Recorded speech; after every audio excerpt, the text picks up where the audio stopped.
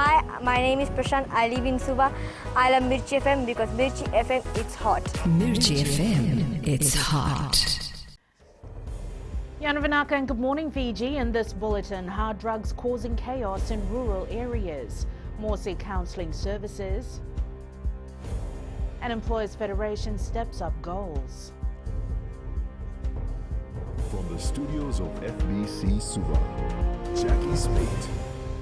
The presence of hard drugs such as methamphetamine in rural villages and maritime communities has come as a shock for the Volotambu Group. The group that advocates on the social and economic impacts of drugs says the mindset has always been that these drugs are only found in urban centres. However, these are now infiltrating remote areas. Koroi Tandulala reports.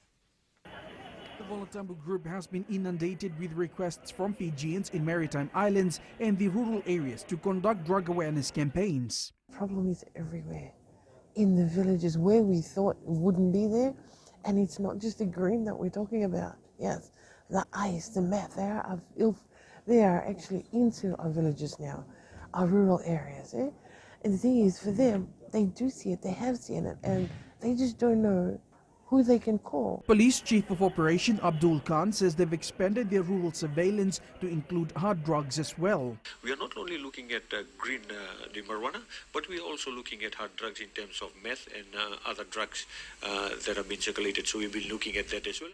Drug-Free World Fiji, in collaboration with Volotambu Group, is in the second phase of addressing substance abuse by setting up a rehabilitation centre. Not so much a Western system, because Western system would not fit, wouldn't be suited here. We need to contextualize it to here. And what we need to do is take it back to basics, and that's all it is.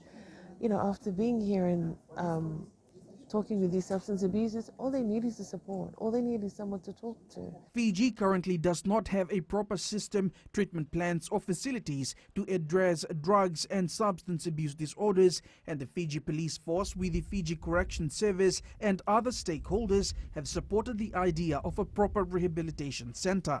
Koroi Tandulala, FBC News. More Fijians are now taking advantage of the counselling services to overcome some of the challenges they faced in light of the pandemic.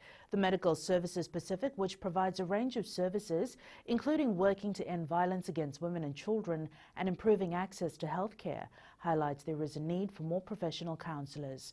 Pranita Prakash reports. While the demand for counselling services was always there, people are now realising its importance. What we are seeing because of COVID is case management.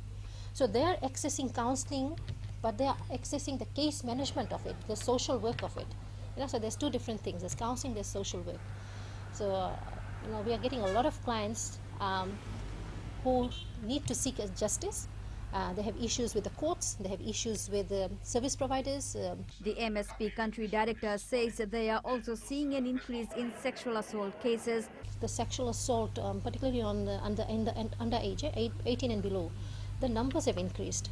So on average, we were seeing 4 clients. Now we're looking at 7 to 8 clients per day for the divisions with the combined. That is alarming.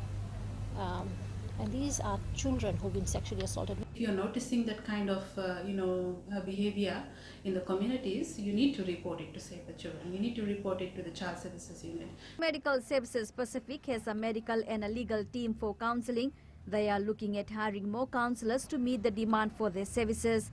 Pranita Prakash, FBC News. British High Commissioner to Fiji, George Edgar, has confirmed that he submitted the Fijian British Army Veterans Petition to the United Kingdom's Foreign Affairs Office in London earlier this month.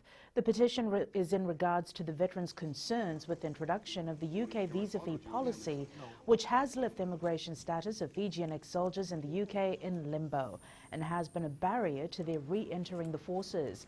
Edgar says he will notify the veterans as soon as he receives a response from the Foreign Office. I have forwarded the letter to my colleagues in the Foreign Office in London, who will ensure that it gets the attention that it needs to have. The National Federation Party, in a statement, claimed that the Register of Political Parties misquoted the information the party had given him in response to his queries. Mohammed Saneem had earlier stated that out of the 50 transactions, only 6 reflect that they were for cyclone relief efforts in 2017.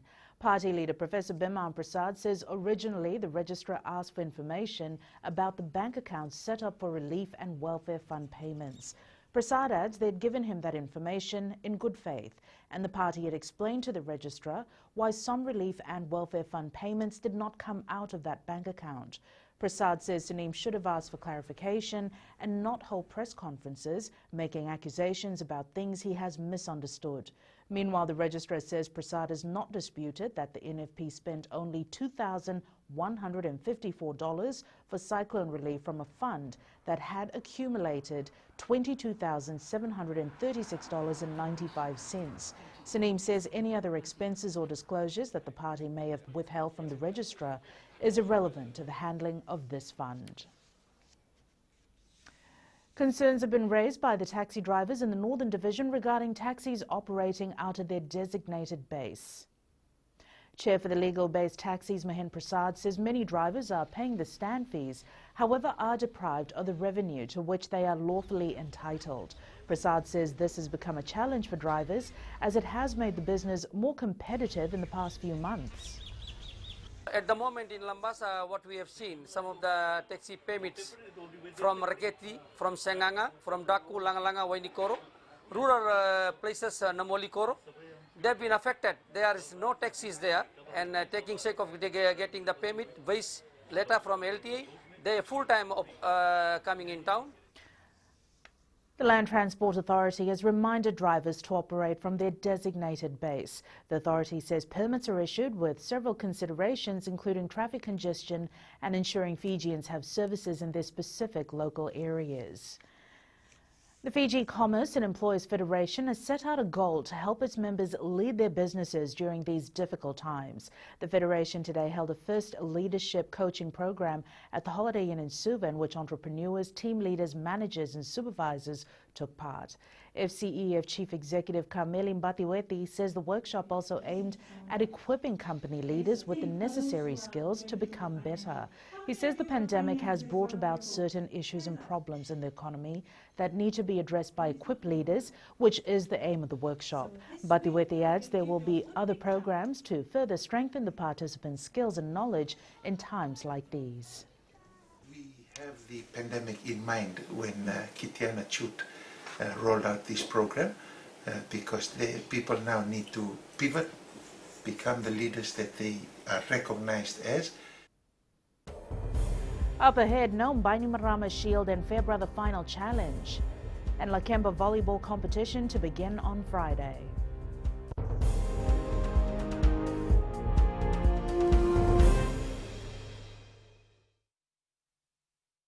Hi, Bula. I'm Selai from Nandi. I love Gold FM, only the classic hits. Gold FM, only the classic hits.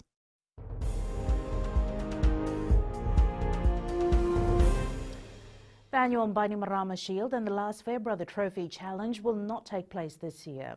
This was confirmed by Fiji Rugby Union Chief Executive John O'Connor. The last Fairbrother Trophy Challenge, that is usually reserved for the Bainimarama holder, has been cancelled due to the challenges associated with COVID-19. Therefore, neither Rewa nor Northland will be able to challenge the Fairbrother Trophy this year. O'Connor says all the unions have been informed of this decision.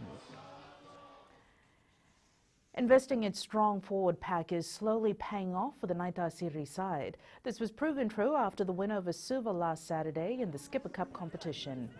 Head coach Ilaitia Tuisese says it took some time for the Highlanders, but they're reaping the benefits. Tailevo is next for Naitasiri this Saturday, and Tuisese says getting the maximum 3 points is crucial for them to come out on top. Team Oneata will be out to make their mark in the inaugural Cricket Fiji Association Challenge. The tournament began yesterday at Albert Park in Suva and features some of the top teams from around the country. Oneata coach Lepani Sauniangona says he has selected some of Oneata's best cricketers for the two-week tournament. The players that have been selected for the tournament will have to be fit and well-rounded. The players must be able to handle the pressure. The Lakemba Volleyball Association is ready to host its first club competition in Suva on Friday. The two-day tournament will be held at the National Netball Centre. Tournament organiser Frank Hazelman says a lot of teams have shown their interest in the event, but only the best 24 will be selected. Only the first 24 for men's team and only the first 16 for the women's team. Rebels is in the team, he already booked his place also. Their place also. So I'm so grateful that those who are the best teams here in Suva are already booking their seats or their places to play in the tournament.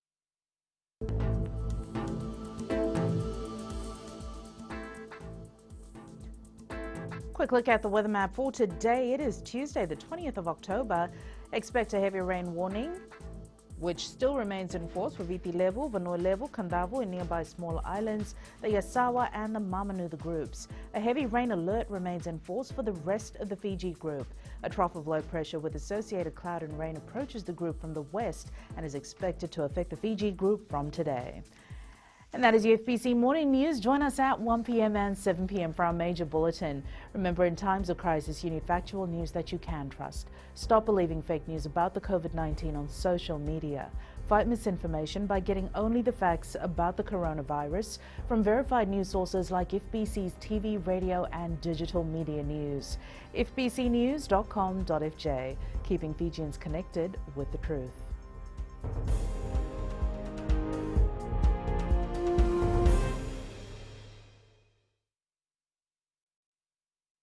Mevan go merere te lawa, go ngai tavua, ando talita kana vararonga na Radio Fiji 1 nando mai viti. Radio Fiji 1 nando mai viti.